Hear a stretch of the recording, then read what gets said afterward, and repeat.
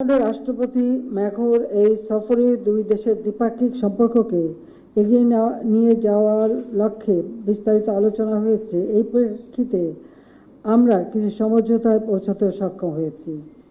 বাংলাদেশের বিশ্বস্ত উন্নয়ন সহযোগী হিসেবে ফ্রান্স আমাদের অবকাঠামোগত উন্নয়নে তার সহযোগিতা অব্যাহত রাখার বিষয়ে আমাদের নিশ্চিত করেছেন। পাশাপাশি বাংলাদেশের কৌশলগত সুরক্ষা অবকাঠামো বিনির্মাণে উন্নত বিশেষায়িত কারিগরি সহায়তা প্রদানের আগ্রহ প্রকাশ করেছেন। এশীয় ও প্রশান্ত মহাসাগরীয় অঞ্চলে ভূ রাজনৈতিক স্থিতিশীলতা নিশ্চিত করতে বাংলাদেশ ও ফ্রান্সের নেতৃস্থানীয় দায়িত্বশীল ভূমিকা বাংলাদেশে ও ফ্রান্সে নেতৃস্থানীয় ও দায়িত্বশীল ভূমিকা পালন করবে। জলবায়ু পরিবর্তনের নেতিবাচক প্রভাব মোকাবেলায় ফ্রান্সের অগ্রণী ভূমিকাকে আমরা স্বাগত জানাই ও এই লক্ষ্যে প্রেসিডেন্ট ম্যাক্রোর নেতৃত্বে একটি টেকসই তহবিল গঠনে ফ্রান্সের আহ্বানকে আমরা সাধুবাদ জানিয়েছি। এছাড়াও ফ্রান্সের সঙ্গে শিক্ষা, সংস্কৃতি, ভাষা বিনিময়ের বিষয়ে ফলপ্রসূ আলোচনা হয়েছে। এই সফরে সামগ্রিক বিষয়ে একটি যৌথ বিবৃতি খুব শীঘ্র প্রকাশ করা হবে এবং দুই দেশের সরকারের দায়িত্বশীল পর্যায় হতে আপনাদের আরও বিস্তারিত অবহিত করা হবে। আমি পরিশেষে ফ্রান্স সরকার, ফরাসি জনগণের প্রতি আমার শুভেচ্ছা জানাই এবং দুই দেশের বন্ধুত্বপূর্ণ সম্পর্ককে উত্তরোত্তর সমৃদ্ধি কামনা করছি। কারণ আমাদের মহান মুক্তিযুদ্ধের সময় সে 1971 সালে ফ্রান্সের যে সহযোগিতা, আন্দ্রে মালরোর কথা বাংলাদেশের প্রতিটি মানুষই জানেন যে তিনি কিভাবে আমাদেরকে সহযোগিতা করেছিলেন, যে সেটা সবসময় আমরা শ্রদ্ধার সাথে স্মরণ করি। কাজে আমাদের দুই দেশের বন্ধুত্ব আরও অটুট হোক, সেটাই আমাদের কামনা। এবং আমি নিজে ব্যক্তিগতভাবে বলতে পারি সবসময় আমি ফ্রান্সের সহযোগিতা পেয়েছি। কাজে আপনাদের সবাইকে আবারও ফ্রান্সের সকল ডেলিগেশন সবাইকে আমার আন্তরিক ধন্যবাদ জানাই। ফ্রান্স বাংলাদেশ ফ্রান্স মৈত্রী দীর্ঘজীবী হোক। জয় বাংলা, জয় বঙ্গবন্ধু। বাংলাদেশ চিরজীবী হোক।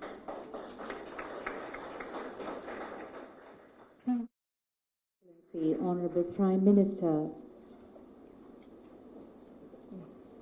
may I have the honor to request His Excellency, Honorable President of the Republic of France, to kindly deliver his statement. Merci beaucoup. Merci Madame la Première ministre. Je vais vous faire donner quand même.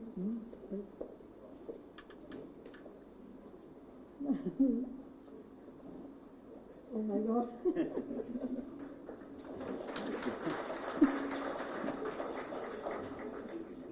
You're so kind. No, my pleasure. I was just collecting. I do prefer you understand what I say.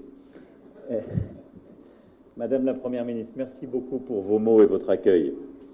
Je souhaite vous remercier pour cette invitation à effectuer en effet une visite au Bangladesh et pour votre accueil chaleureux. Et vous avez terminé votre propos en citant André Malraux. Il est sans doute celui qui, à l'époque contemporaine, a scellé cette relation autour de la guerre de libération de 1971 par son engagement, ses mots, par sa volonté d'accompagner ce mouvement populaire que votre père a porté et a su bâtir. Il a, je crois, scellé une amitié indéfectible entre nos deux peuples autour de l'indépendance, de l'attachement à nos valeurs et de l'amour de la liberté. Je suis très honoré, 33 ans après la dernière visite d'un président français, celle de François Mitterrand, d'être à vos côtés aujourd'hui. Et en effet, depuis ce combat de 1971, nous partageons le même attachement aux valeurs démocratiques, à l'état de droit et aux droits de l'homme, triptyque sans lequel il ne saurait y avoir de développement durable. J'ai eu l'immense honneur ce matin, aux côtés de votre sœur et de votre neveu, de visiter la maison familiale et de pouvoir rendre hommage au rôle de votre père et à cette histoire aussi tragique, mais qui a permis à la nation d'être libre et indépendante. Et au fond, c'est autour de cette volonté d'indépendance et de stabilité que qu'est scellée aujourd'hui la relation entre nos deux pays et notre communauté de vue stratégique.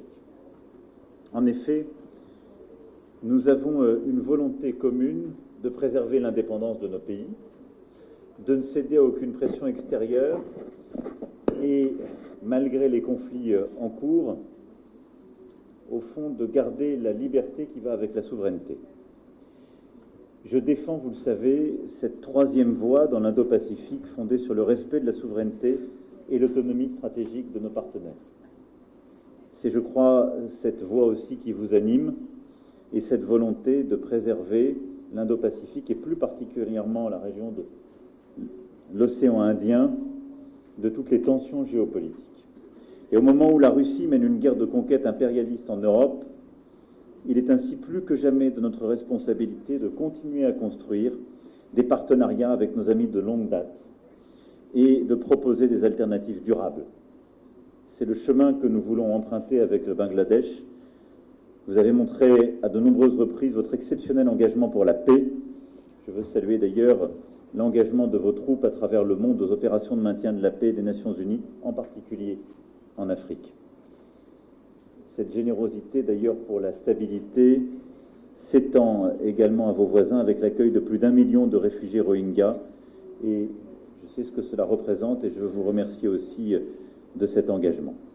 Je le disais donc, nous avons une communauté de vues, une volonté de préserver les équilibres, en particulier de votre région, et c'est autour de cela que se scelle, que se construit, que se noue l'accord entre nos deux pays. Alors, vous avez eu, Madame la Première ministre, l'amitié à l'instant de rappeler le sommet que nous avons organisé en juin dernier à Paris, et une des traductions concrètes en matière d'investissement solidaire et de climat est en effet le fait que le Bangladesh a décidé de rejoindre notre initiative pour le pacte de Paris pour les peuples et la planète. Avec un principe simple, c'est qu'aucun pays ne doit choisir entre la lutte contre la pauvreté et le combat pour le climat et la biodiversité.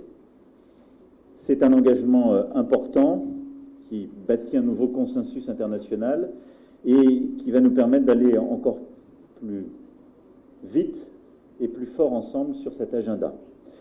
La France a multiplié par 3 l'engagement de l'Agence française de développement depuis 2019 au Bangladesh. Et ce sont plus d'1 milliard d'euros de projets qui sont en cours de préparation pour les 3 années à venir, s'ajoutant auprès de 2 milliards d'euros déjà réalisés. C'est un engagement sans précédent qui est en ligne avec cet agenda et qui va permettre d'accompagner votre développement économique, votre stratégie de lutte contre la pauvreté et votre stratégie de transition énergétique et climatique. En effet, votre géographie vous rend particulièrement vulnérable aux phénomènes de montée des eaux, auxquels s'ajoutent des événements climatiques extrêmes comme les cyclones, un effacement du rythme des 6 saisons, si particulière au Bangladesh, et un prolongement de la mousson. Ce défi environnemental vous a conduit à développer une expertise inédite en matière d'adaptation au changement climatique, et notre souhait est de pouvoir bâtir, à travers en particulier certains projets signés aujourd'hui, de nouvelles coopérations en la matière. Nous avons d'ores et déjà commencé à mettre en place des filets de sécurité, en créant des prêts résilients au choc climatique et en travaillant étroitement avec les assurances à travers l'initiative dite Global Shield. Mais nous devrons aller plus loin, mobiliser de nouveaux financements, y compris en débloquant de nouveaux outils fiscaux, comme la France s'y est déjà engagée, avec la taxe sur les transactions financières et celle sur les billets d'avion. Nous avons discuté longuement aujourd'hui des forêts et des mangroves. Et je sais votre engagement très concret en la matière, vous savez aussi le mien. Vous abritez une des plus importantes mangroves au monde avec les exceptionnels Sundarban. Il existe un immense potentiel de coopération en la matière. Et sur la base des pactes de préservation, Conservation Package, que nous avons bâtis depuis le sommet de Libreville, notre souhait est de pouvoir avancer d'ailleurs sur ce sujet et consolider le financement international en soutien aux initiatives de préservation de vos mangroves qui jouent un rôle essentiel, à la fois pour la stabilité de votre pays, la lutte pour la préservation de la biodiversité, permettant de maintenir aussi des puits de carbone existants et avec ce faisant un impact pour toute la planète. Vous le voyez donc, en matière de lutte contre la pauvreté et de climat, nous avons une déclinaison très concrète de l'agenda de Paris de juin dernier et de ce pacte de Paris pour les peuples et la planète. C'est le même agenda que nous allons poursuivre en matière de souveraineté alimentaire. Nous appuyons votre agenda et le Bangladesh sera convié au sommet de la coalition pour les cantines scolaires que nous organiserons en octobre prochain à Paris, qui permettra de poursuivre l'engagement que nous avons pris aux côtés de plus de 80 autres États à fournir à chaque enfant un repas scolaire par jour. Vous avez d'ailleurs anticipé vous-même, Madame la Première ministre, ce type d'initiative avec le programme mis en place il y a plusieurs années en faveur des enfants scolarisés dans votre pays. Je veux ici aussi saluer sur cet agenda de justice, qu'elle soit sociale ou climatique, l'engagement qui a été le vôtre durant la dernière décennie. En effet, 10 ans après le tragique effondrement du Rana Plaza, le millier de victimes parmi les travailleurs du textile, vous avez pris des mesures pour améliorer la sécurité des travailleurs. À titre d'illustration, ce sont plus de 4000 usines de textile qui ont été inspectées, plus de 800 qui ont été fermées pour tenir vos engagements. Ces efforts menés de concert avec les partenaires sociaux, en collaboration avec l'Organisation internationale du travail, notamment pour le déploiement d'un fonds visant à garantir une protection exemplaire aux travailleurs. Et plusieurs marques internationales de textiles, y compris françaises, se sont déjà mobilisées et apportent volontairement leur contribution. De notre côté, vous le savez, nous avons demandé aux entreprises de se conformer à un devoir de vigilance qui a accompagné cet effort. Enfin, pour accompagner votre agenda de développement, de stabilité du Bangladesh, nous souhaitons faire davantage. Et au-delà des investissements et de l'accroissement de l'exposition de l'Agence française de développement, nous voulons contribuer à l'émergence du Smart Bangladesh que vous appelez de vos voeux. Et c'est pourquoi nous avons évoqué longuement aujourd'hui et signé plusieurs textes importants.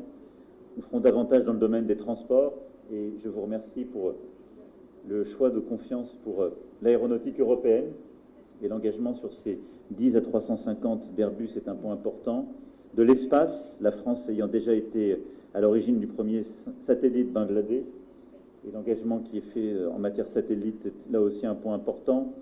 De l'énergie, de la défense, mais aussi de la culture, de l'enseignement et du patrimoine. J'ai eu la chance hier de rencontrer plusieurs artistes et nous souhaitons encore développer davantage notre coopération en la matière et vous pouvez compter sur la France pour poursuivre ce chemin. Voilà, mesdames et messieurs, ce que je souhaitais dire après nos échanges ce matin. Je voulais, Madame la Première ministre, vous dire que la France restera fidèle à son histoire pour bâtir une nouvelle page que nous ouvrons ensemble. Un attachement à l'indépendance de votre nation, au courage de votre peuple et au fond une ligne que vous suivez, que vous défendez. Une ligne exigeante qui ne cède à aucune pression et qui préserve la stabilité de votre région. Une ligne exigeante aussi qui bâtit un chemin de prospérité pour votre pays, améliore la situation climatique et de biodiversité et vise aussi à lutter contre tous les extrémismes qui peuvent menacer la sécurité. Vous menez cet agenda avec courage et détermination. Sachez que vous avez le soutien de la France et que votre peuple a le soutien du peuple français. Je vous remercie.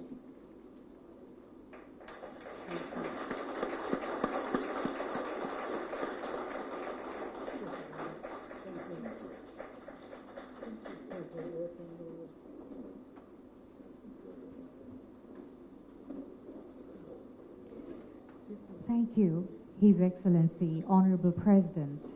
Now, may I humbly Request Her Excellency Sheikh Hasina, Honorable Prime Minister of Bangladesh, to kindly hand over the gifts to His Excellency Emmanuel Macron, Honorable President of the Republic of France.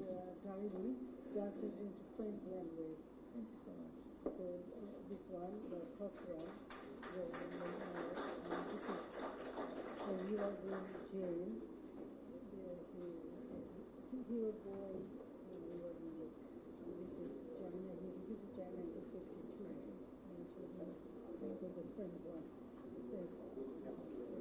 Thank you so much. Thank you. Thank you.